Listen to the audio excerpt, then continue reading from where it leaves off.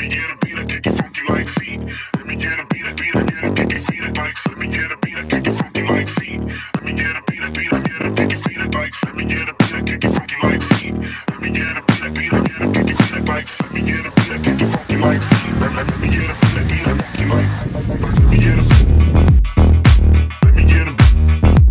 I kick it funky like. Let me get a Ochii în patru după camere.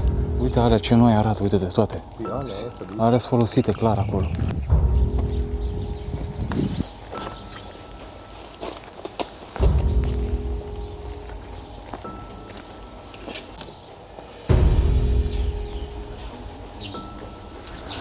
Nu mai mulți pe o scară, trebuie să așteptăm. Să nu fim mulți pe o scară.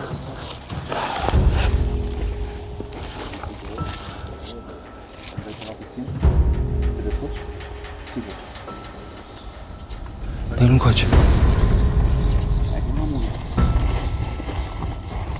Cât vedeți cu ochii, se întinde locul de veci al unuia dintre cei mai mari foști jucători de la noi din industria zahărului.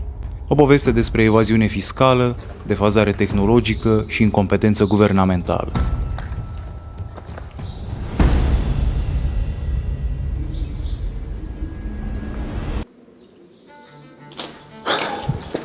Deci fii atent, astea au fost și aici cuptoarele. Cred că până sus de tot era. Uite, vezi că e hornul acolo. Deci astea au fost, treptele astea au fost de la banda transportoare. Uite, vezi, direct în cealaltă clădire vom fi. Deci trebuia aici o scară pe care au tăiat-o. Nu, dacă am fi putut noi pe acolo, asta era perfect dacă intram pe aici. N-avem încotro, nu putem evita curtea.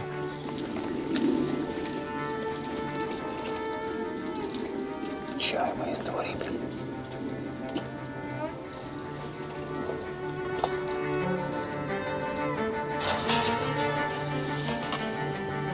Avem gaură, gata.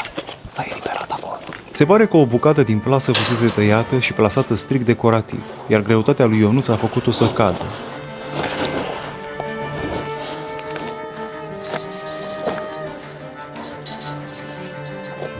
Deci este absolut halucinant ce am găsit aici. Uitați-vă.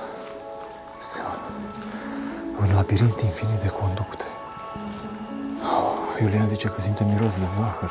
Eu nu simt că am masca asta. Oi. Băi, ce este aici? O, Doamne. Unul dintre motivele care au dus la scufundarea fabricii a fost rezultatul negocierilor de preaderare la UE în 2006, când guvernanții noștri au acceptat o cotă ridicol de mică, 109.000 de tone de zahăr din sfeclă la nivelul întregii țări. După împărțirea cotei fabricilor care existau atunci, această unitate s-a ales doar cu 8.000 de tone anual, asta la o capacitate de producție de peste 70.000 de tone. Urmarea? Un excedent de angajați, deci disponibilizări.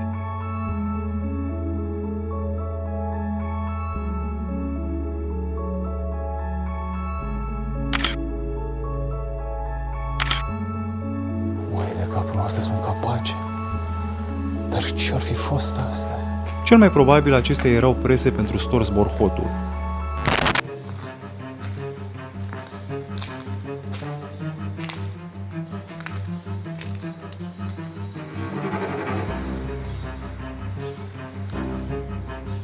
Se pare că locul este păzit. Trebuie să fim precauți. Eu am scris pe grup ca să audă și ăștia unde Iulian. Chestia asta să ne uite. Iulian.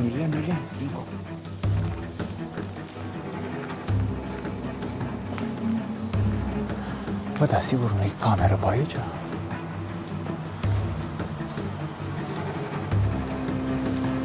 Un coridor separă sala de producție de clădirea administrativă, care încă funcționează, și ne-am putea trezi în orice clipă cu un paznic înăuntru. În 2017, Parlamentul European a abrogat cota obligatorie de zahăr, dar pentru această fabrică era deja prea târziu, așa că a rămas în comă, devenind un paravan numai bun, potrivit DICOT, pentru o schemă evazionistă cu firme fantomă.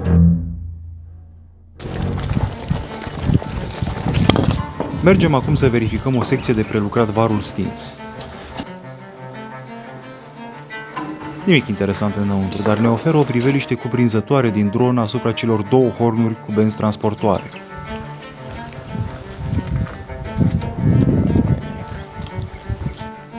Facem o pauză acum, că efectiv ne-a făcut praf soarele.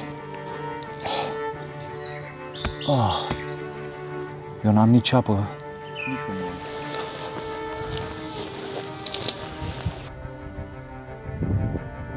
Urmează acum a doua destinație a zilei, o fostă centrală termică.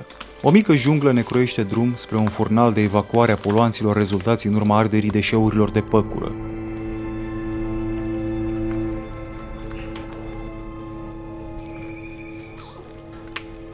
Dar ce pute aici? Mamă, miroase oribil. Uite, masă de desen de prima oară când văd masă de desen tehnic de desen pe ea.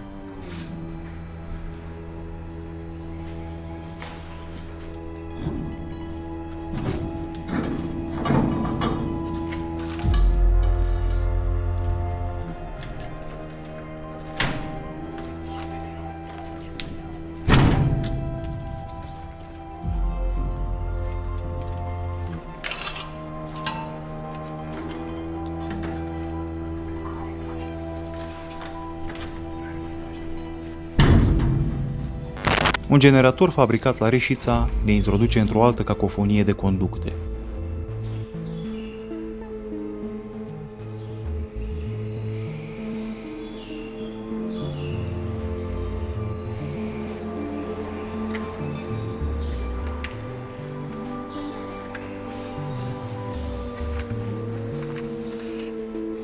Iată și o imagine de arhivă cu acest tablou de control. Intemperiile și-au pus amprenta puternic asupra acestui loc, după cum vom descoperi în curând. Vezi, ai grijă la balustradă acolo. La balustradă, ai grijă, că eu am rămas cu ea în mână. Pasarelele sunt în proporție de 80% devorate de rugină, crocante precum chipsurile. Bă, ai grijă mare. Este cam șubă ăsta, cam mâncat de rugină.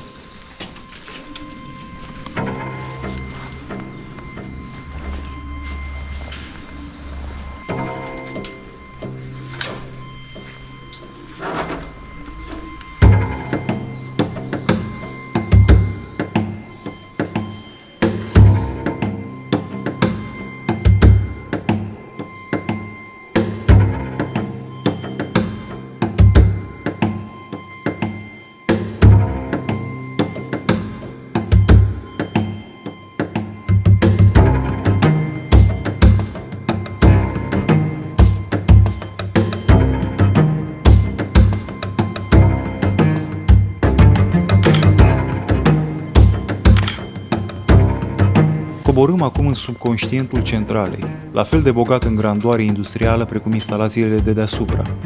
Uitați-vă ce este aici. Habar n-am ce motoare sunt astea. Dar pare ele așa într-o semi-conservare.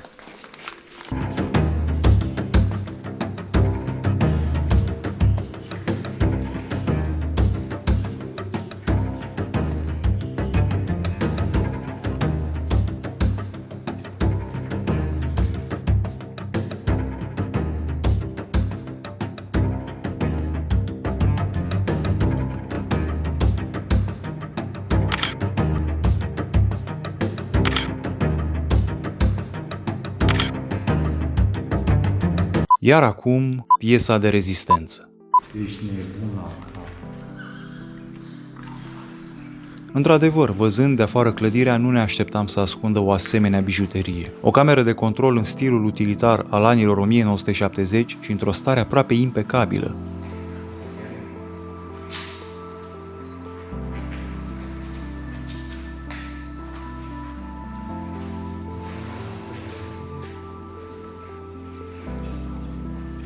Extrem de rar ai șansa să te întâlnești într-o centrală abandonată din România cu o cameră de control atât de bine prezervată.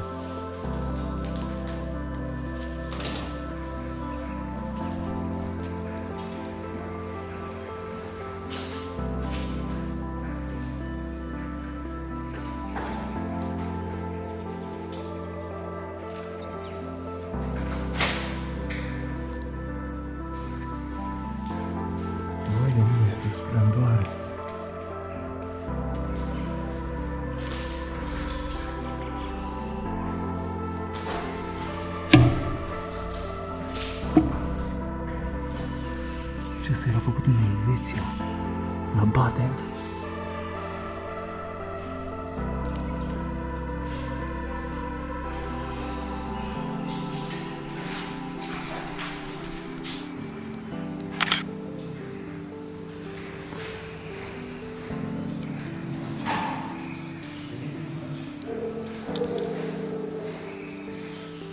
O liță ne bloca accesul spre un adevărat bazar.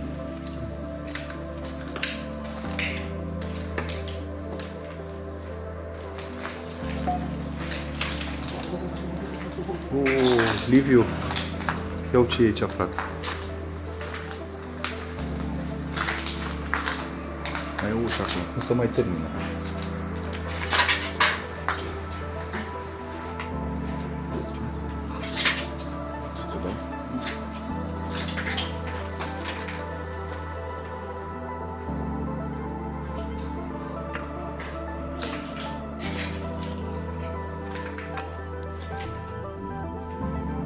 Orele de extaz petrecute aici ne-au secat complet bateriile.